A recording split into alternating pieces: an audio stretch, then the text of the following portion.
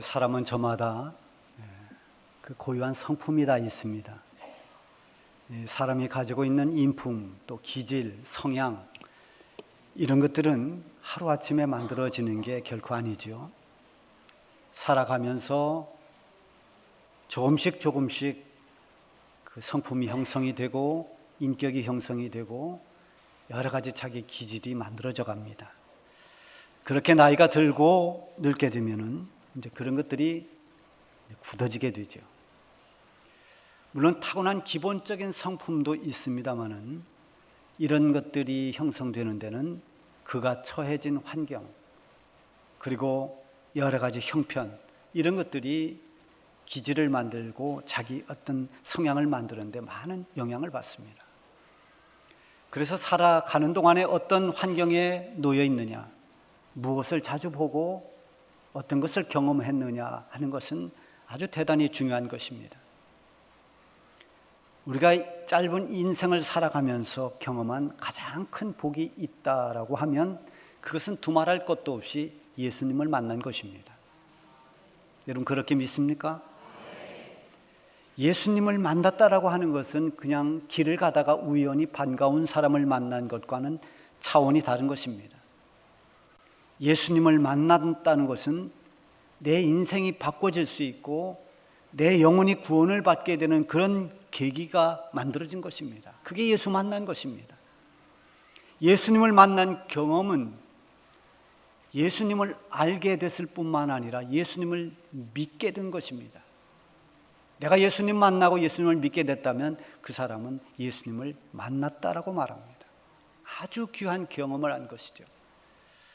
이렇게 예수님을 영접하고 나면은 하나님의 사랑을 또 깨닫게 됩니다.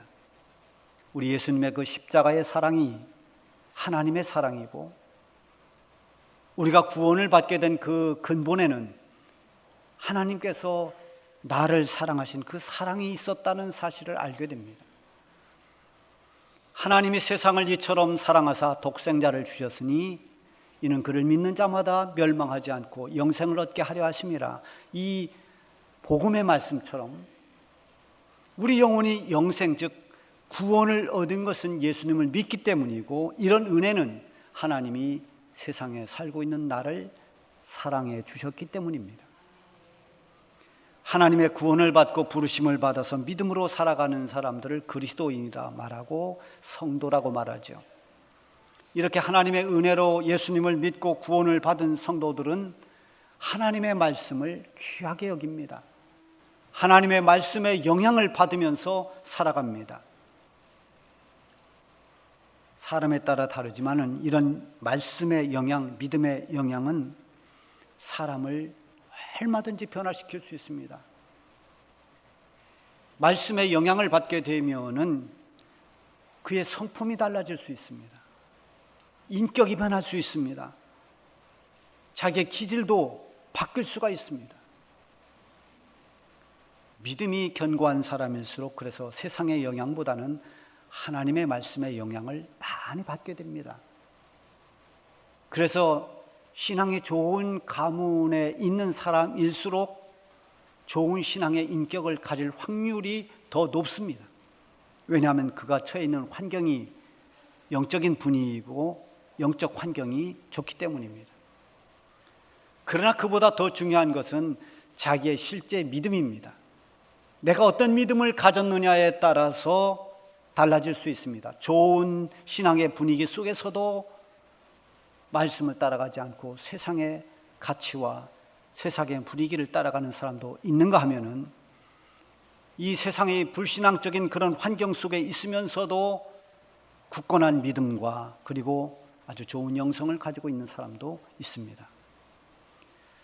사람마다 다 다른 거죠. 저 사람은 참된 그리스도인이다. 저 사람은 신앙생활을 하기는 하지만 세상 사람과 다른 게 하나도 없다. 이렇게 다 각자 신앙생활을 하면서 사람들이 가지고 있는 어떤 자기의 이미지가 있습니다. 여러분은 어떤 사람으로 또 어떤 그리스도인으로 인식되기를 원하십니까? 세상 사람들에게 그리고 우리 같이 신앙생활하는 성도들에게 나는 어떤 사람으로 그렇게 기억될 수 있을까? 더 나아가서는 훗날 하나님 앞에 섰을 때 하나님께서는 나를 어떻게 보아주실까? 하나님 내게 무엇을 말씀하실까? 나의 이름이 사람들과 하나님 앞에서 어떻게 기억될까를 생각하면서 살아가는 사람이야말로 지혜로운 사람입니다. 아무개란 이름을 대면은 고개를 끄덕이면서 참 그 사람은 진실해. 그런 사람이 있는가 하면 어떤 사람은 아무개란 이름을 대면 고개를 좌우로 흔들면서 혀를 차는 그런 사람도 있을 수 있습니다. 성경에는 수많은 사람들의 이름이 소개되고 있습니다. 그 이름들을 보면 참 영광스럽고 보배로운 이름도 소개되는가 하면은 정말 수치스럽고 사악한 그런 이름으로 소개되는 사람도 있습니다. 특별히 열왕기 상하, 역대 상하를 보면 거기 역대 그 남유다와 북이스라엘의 왕들의 그런 여러 가지 행적들이 기록되어 있는데, 거기에 보면 어떤 왕은 하나님을 잘 섬겼고 어떤 왕은 하나님의 말씀을 거역하고 우상 숭배에 빠져서 백성들을 불신앙에 빠뜨리는 그런 왕들도 있었습니다. 그 왕들의 이름이 성경에 그대로 기록되어 있습니다. 그건 지울 수가 없습니다. 오늘 본문에 한 사람이 등장하는데 그 사람은 길르앗 사람 바르실레라고 하는 사람이에요. 우리가 가지고 있었던 옛날 성경에는 바실레 이렇게 나오지만 지금은 바르실레 이렇게 나옵니다. 이 사람 이름이나 지형 이름들이 우리와 같지 않기 때문에 이름을 기억하기가 조금 어려운 경우가 많이 있습니다. 이 바르실레도 마찬가지로 바르레실 또는 바실레로 끼면 헷갈릴 수가 있습니다. 제가 여러분들에게 기억할 방법을 하나 알려드리겠습니다. 상처가 났을 때 이 약을 바르실래요? 이 요자는 떼세요. 그럼 바르실래? 안 잊어버리죠 이제? 그런데 참 신기한 것은 이 바르실레가 정말 사람을 치유하는 그런 아주 귀한 은사를 가졌습니다.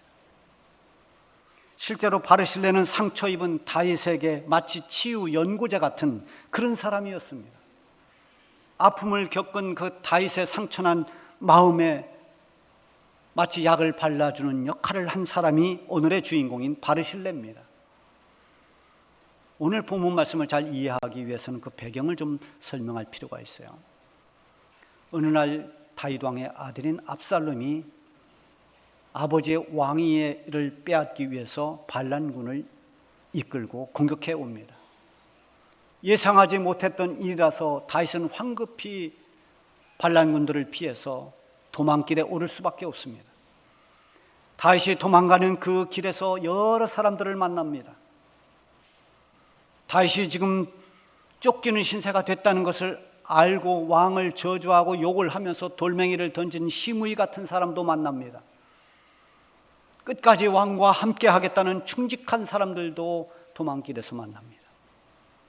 후세는 다윗이 파송을 해서 반란군에게 항복하는 척하고 들어가서 그 반란군 가운데 다윗의 신하인 아히도벨, 이 배신한 아히도벨의 그 전략을 완전히 무산시켜버리고 후세가 내어놓은 그 전략에 따라서 다윗의 군대가 승리할 수 있는 그런 좋은 공을 세우기도 합니다. 그리고 다윗이 이제 마하나임이라고 하는 곳에 왔을 때 세 사람이 와서 여러 가지 필요한 용품과 먹을거리들을 제공해 주는데 그 사람들의 이름도 나옵니다. 소비, 마길, 그리고 바르실레입니다. 자, 그 후에 이 반란군들의 패배로 전쟁이 끝났습니다. 반란군은 다 제압됐습니다. 반란을 일으킨 압살롬은 평소에 자랑하던 그 긴 머리가 상수리 나무에 걸려서 상수리 나무에 매달린 채로 창에 찔리고 요압 장군의 부하들에게 아주 무참하게 죽임을 당합니다. 다윗이 도망갈 때 울며 도망갔는데 전쟁을 이기고 반란군을 제압하고 다시 왕궁으로 돌아오는 그 길에도 여전히 슬퍼하며 돌아올 수밖에 없는 것은 자기의 그래도 사랑하는 아들 압살롬이 죽었기 때문입니다.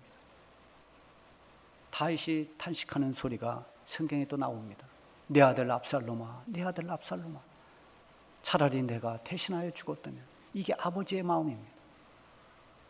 갈 때만 울고 간 것이 아니라 올 때도 죽은 아들을 생각하며 슬픈 마음을 가지고 돌아오는 아들입니다. 그렇게 아프고 상처난 마음으로 다윗은 다시 왕궁으로 돌아옵니다. 그 돌아오는 길에 도망갈 때 욕을 하고 돌을 던졌던 시므이가 나와서 엎드려 용서를 구합니다. 다윗의 부하들이 저 시므이는 죽어서 마땅하다고 말하지만 그들의 분노를 자제시키고 다윗은 내가 너를 살려주겠노라고 그렇게 말합니다. 용서를 해주었습니다. 그리고 사울의 손자인 무비보셋도 나와서 영접합니다. 이 무비보셋은 어떤 사람의 모함으로 인해서 다윗이 좀 오해를 했었습니다. 그런데 이 무비보셋은 다윗이 이렇게 돌아올 때까지 수염도 깎지 않고 옷 맵시도 전혀 굳히지 않고 그리고 옷도 빨지 않고 그렇게 자숙하면서 있다가 왕이 돌아올 때 왕을 맞이합니다. 그리고 그동안 오해했던 것들을 풀어드립니다. 자, 그리고 돌아오는 길에 등장한 또 한 사람이 바로 오늘의 주인공 바르실레입니다.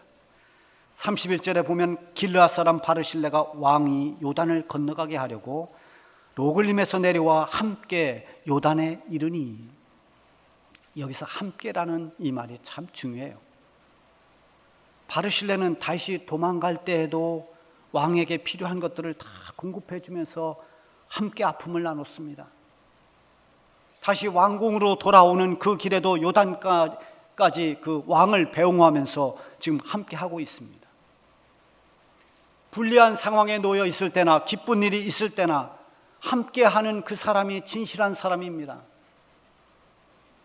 여러분들이 기뻐할 때뿐만이 아니라 여러분들이 정말 어려울 때, 힘들 때, 아플 때, 그때 함께 해줄 수 있는 그 사람이 진실한 친구입니다. 우리가 하나님께 감사해야 하는 첫 번째 이유는 하나님이 나를 구원해 주셨다는 것입니다. 이거보다 더 큰 이유가 어디 있겠습니까? 그 다음에 또 하나는 무엇인가 하면 하나님이 내가 사는 동안 항상 나와 함께 해주신다는 것입니다. 임마누엘 하나님, 나와 함께 하시는 하나님. 누구든지 하나님이 나와 함께 하심을 확신하면 두려움을 이겨내고 담대해질 수 있습니다. 모든 믿음의 사람들도 하나님께서 내가 너와 함께 하마라는 말씀을 듣는 순간 모든 두려움이 사라졌습니다. 또한 하나님이 원하시는 것도 마찬가지로 우리가 하나님과 함께 하는 것을 원하십니다. 우리가 어떤 형편에 있어도 늘 주와 동행하고 하나님과 함께 하는 것. 다윗의 고백 가운데 시편 16편 8절에 보면 내가 여호와를 항상 내 앞에 모시며 그가 나의 오른쪽에 계심으로 내가 흔들리지 아니하리로다, 이렇게 고백합니다. 하나님을 항상 내 앞에 모셨다는 것은 항상 나는 하나님과 함께 한다는 것입니다. 내가 하나님과 함께하니 하나님은 내 우편에서 나를 붙들어 주시니 나는 흔들리지 않는다. 이게 다윗의 고백입니다. 아삽의 시라고 하는 시편 73편 23절에는 내가 항상 주와 함께하니 주께서 내 오른손을 붙드셨나이다. 어떤 일을 할 때 함께하는 사람으로 인해서 우리는 힘을 얻습니다. 우리 교회 공동체도 마찬가지입니다. 교회가 무언가를 하려고 할 때 함께 마음을 써주고 함께 기도하고 함께 참여하면 그것이 얼마나 힘이 되는지 모릅니다. 우리 교회가 지금까지 오면서 여기까지 오기까지는 많은 일들을 했습니다. 이런저런 일이 있을 때마다 같이 마음을 모아주고 함께 기도하고 함께 동참했던 우리 성도들의 그 기도와 헌신과 수고, 그 결과가 오늘 우리 교회에 이렇게 33년의 역사를 만들었고 또 앞으로도 계속해서 우리 교회는 함께 하나님이 기뻐하는 교회로서의 일들을 이루어 나가야 합니다. 함께가 얼마나 중요한지 모릅니다. 모든 기관이나 부서도 마찬가지입니다. 구역이나 교회 학교도 그렇습니다. 모든 리더들은 함께 해줄 때 힘이 납니다. 함께 할 때 어떤 주어진 일을 더 능히 감당해 나갈 수가 있습니다. 지금 바르실레는 다윗 왕이 안전하게 요단을 건너서 저 예루살렘으로 돌아가도록 귀한 길에 나와서 함께 요단까지 동행해 줍니다. 도망길에도 함께 했던 그가 이제 귀한 길에도 함께 하고 있으니 다윗이 얼마나 고맙고 얼마나 마음에 큰 위로가 되었겠습니까? 이것으로 다윗은 이미 바르실레를 보면서 감동을 받았을 것입니다. 32절에 보면은 바르실레는 매우 늙어 나이가 80세라 그가 큰 부자이므로 왕이 마하나임에 머물 때 그가 왕을 공개하였더라. 여기 보면 바르실레에 대해서 세 가지를 언급하고 있습니다. 첫 번째는 매우 늙어서 나이가 80세라 그랬어요. 매우 늙었다라고 한 것을 보면은 그 당시에 80세는 정말 많이 늙은, 나이가 굉장히 많은 그런 나이였습니다. 물론 지금도 80세는 적지 않은 그런 나이죠. 나이가 매우 많은 이 늙은 노인이 왕을 모시고 저 요단강을 건너가기까지 배웅을 한다는 것은 얼마나 건강한 것입니까? 그것뿐만이 아니라 그의 정신도 건강하고 그의 신앙도 건강합니다. 하나님께서 기름 부어 세운 왕의 권위를 그대로 인정하고 그가 쫓기든 어떤 신세가 됐든 상관없이 왕을 왕으로 그렇게 보필하고 저 요단을 무사히 건너도록 자기의 지역인 이 길르앗 지역에서 예루살렘으로 무사히 귀환하도록 보필을 해주는 그 겸손함은 아마도 젊어서부터 그가 익혀온 그의 성품이고 그의 훌륭한 인격이었을 것입니다. 두 번째는 큰 부자라고 했습니다. 이런 부자라는 그 자체가 사람들에게 존경을 받거나 칭송을 받지는 못합니다. 어떤 부자냐가 중요한 거죠. 부자로서 많은 사람들에게 덕을 세우고 선행을 베풀고 그럴 때 사람들이 존경을 합니다. 그 부유함이 빛이 나고 덕을 나타냅니다. 자기에게 주어진 물질의 복이 하나님의 은혜인 줄 믿고 감사하면서 하나님 뜻대로 물질을 사용하고 베푸는 부자는 하나님께서 또 기뻐하실 뿐만이 아니라 사람들도 박수를 치며 존경하고 인정하게 되는 것입니다. 세 번째는 왕이 마하나임에 머물 때 왕을 공개했다라고 기록하고 있습니다. 이것은 다윗 왕이 압살롬의 반란에 쫓겨서 도망갈 때의 일입니다. 사무엘하 15장 30절 그 초반에 보면은 다윗이 갈람산 길로 올라갈 때 그의 머리를 그가 가리고 맨발로 울며 가고, 자, 이걸 읽어보면 그 다윗의 쫓기는 모습이 상상이 됩니다. 가장 권위 있고 가장 위엄이 있어야 할 왕의 모습은 간 곳이 없고 스스로 머리를 가리고 신발도 신지 못한 채 울면서 갈람산길을 올라가는 이 다윗 왕의 초라한 모습이 그대로 기록되어 있습니다. 이렇게 반란군에게 쫓겨서 마하나임에 이르렀습니다. 예루살렘 동쪽 저 요단강 건너편에 있는 작은 시골 마을이 마하나임입니다. 여기까지 오는 동안에 긴급 식량도 떨어졌을 것입니다. 여러 가지가 다 부족한 상태입니다. 그때 바르실레가 왕을 맞이합니다. 그리고 왕이 편히 쉴 수 있는 침구도 마련하고 각종 먹을 것을 다 제공했는데 왕의 음식뿐만이 아니라 왕을 따르는 모든 백성들이 먹을 수 있는 모든 음식을 충분하게 베풀고 공개했습니다. 사무엘하 17장에 보면 그들이 가져온 여러 가지를 소개하고 있어요. 거기에 보면 침상, 대야, 그릇, 밀, 보리, 밀가루, 볶은 곡식, 콩, 팥, 볶은 녹두, 꿀, 버터, 양, 치즈, 얼마나 많습니까? 이렇게 많은 음식들을 다윗과 그를 따르는 백성들을 먹이기 위해서 가져와서 지친 왕과 백성들을 대접했습니다. 다윗은 반란군이 제압되고서 이제 다시 예루살렘으로 돌아오는 그 길에 자기를 보필하기 위해서 찾아온 이 바르실레를 보면서 그 일을 기억했을 것입니다. 고마운 마음으로 바르실레에게 제안을 합니다. 바르실레요, 그대는 이제 나와 함께 저 요단을 건너서 예루살렘으로 함께 가자. 당신이 지금까지 나를 공개했지만 이제부터는 내가 그대를 공개할 것이다. 그러자 바르실레가 정중히 거절합니다.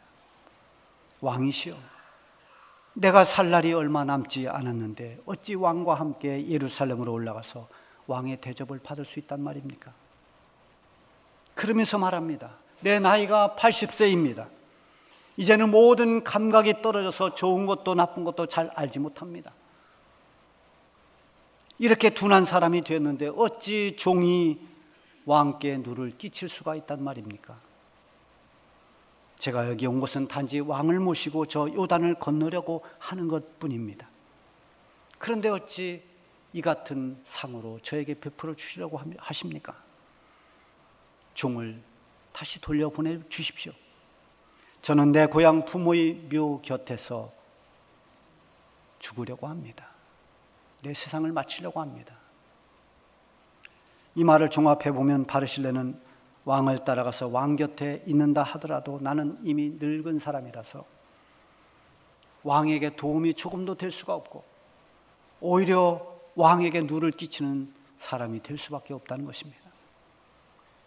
자신이 왕을 공개했던 일이나 또 왕을 요단까지 모신 것도 어떤 보상도 생각하지 않고 단지 왕을 귀히 여기는 진심에서 나온 것이라는 말입니다. 이 말을 듣고 다윗이 얼마나 감동을 받았겠습니까? 더 이상 그를 권하지 못합니다. 39절에 보면은 백성이 다 요단을 건너매 왕도 건너가서 왕이 바르실레에게 입을 맞추고 그에게 복을 비니 그가 자기 곳으로 돌아가니라. 그는 이렇게 왕과 이별하고 자기가 살았던 그곳으로 자기가 가야 할 본래의 자리로 돌아갔습니다. 자기의 위치로 돌아갔습니다. 우리는 이 성경에 소개된 바르실레라고 하는 이 한 사람을 보면서 그의 진실함과 존경받을 만한 그 인품이 하나님 앞에서의 우리의 신앙의 모습이 되기를 원하고 힘써야 됩니다. 다윗이 왕권을 잃은 그 위기에 처했을 때, 비통한 심령으로 힘들어할 때, 자칫 자기에게 불리하게 될 수 있는 그 상황에서도 도망가는 왕과 함께 했고 아무 조건 없이 왕을 공개하고 섬기는 그의 모습은 하나님을 대하는 우리 성도들의 모습이 되어야 합니다. 아무리 불리한 조건이나 어려운 여건 속에서도 변함없이 하나님을 섬기고 하나님과 함께하는 성도, 세상 풍조가 흔들리고 복음이 훼손되고 교회가 위기를 맞아도 진실한 믿음으로 하나님의 마음을 감동시킬 수 있는 성도, 어떤 상황에서도 자기 본래 자리로 돌아가서 자기 사명을 감당하는 겸손한 그런 성도, 이런 모습이 우리 주중교회 성도들의 모습이 되기를 바랍니다.